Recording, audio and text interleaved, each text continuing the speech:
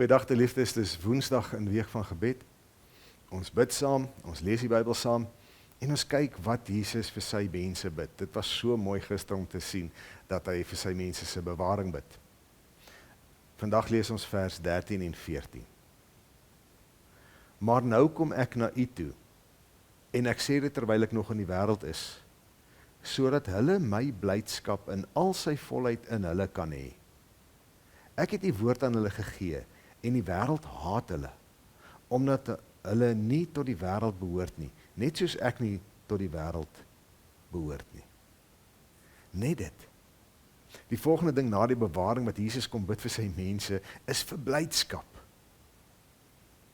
Sodat hulle my blydskap in al sy volheid in hulle kan hê.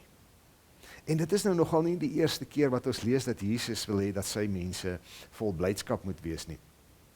Net so 2 hoofstukke terug, in hoofstuk 15, daar in vers 11, wanneer hy nou verduidelik hoe werk die wet van die liefde en dit alles, dan sê hy ook vir hulle daarso in vers 11, dat hy sê vir hulle al hierdie dinge sodat sy blydskap in hulle volkome kan wees.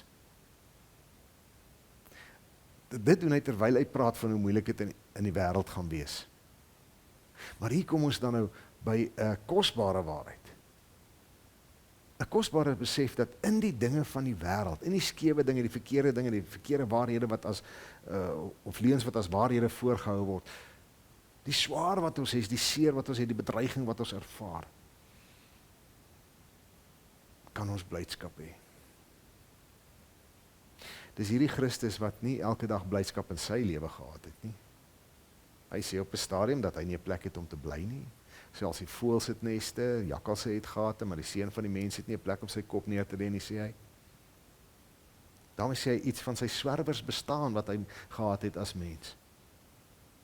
Hy het nie blydskap gehad met die verhoor nie. Hy het nie blydskap gehad met die kruisiging nie, op die Via Dolorosa of op Golgotha nie. Maar tog sê hy het 'n blydskap binne in hom wat volkome is. Dis die blydskap wat hy kry in die Vader en oor die mense wat hy het. En hy sê daardie blydskap wil hy moet in ons wees. Geen wonder Paulus kom later in Filippense 4 en dan sê hy, wees bly. Ek herhaal, wees bly. Ons wil vir Paulus sê, man, jy het geen 2026 geleef nie. Dis nie baie rede altyd om bly te wees nie. Maar dan sê hy, wees bly want die Here is naby. Die Here is so naby dat hy binne in jou en my is. Om ons blydskap te verseker, het hierdie Jesus gekom en hierdie Vader het op Jesus se gebed hier vir ons sy Heilige Gees self gegee om in ons te kom woon, sodat ons blydskap volkome kan wees. Ons kan tog ergens anders na ons omstandighede kyk. Ons kan tog anders as die wêreld wees, want ons het 'n besondere onverklaarbare blydskap binne in ons. Christus het dit vir ons gebid. So ons mag dit ook maar vir onsself bid en ons moet dit asseblief vir mekaar bid.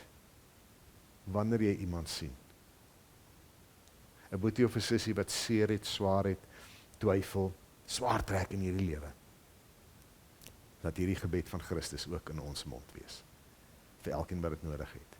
En geliefdes wat hierna kyk, ek bid vir elkeen van julle vandag, vir wonderlike blydskap. Die blydskap van Christus in sy volheid in jou. Shalom.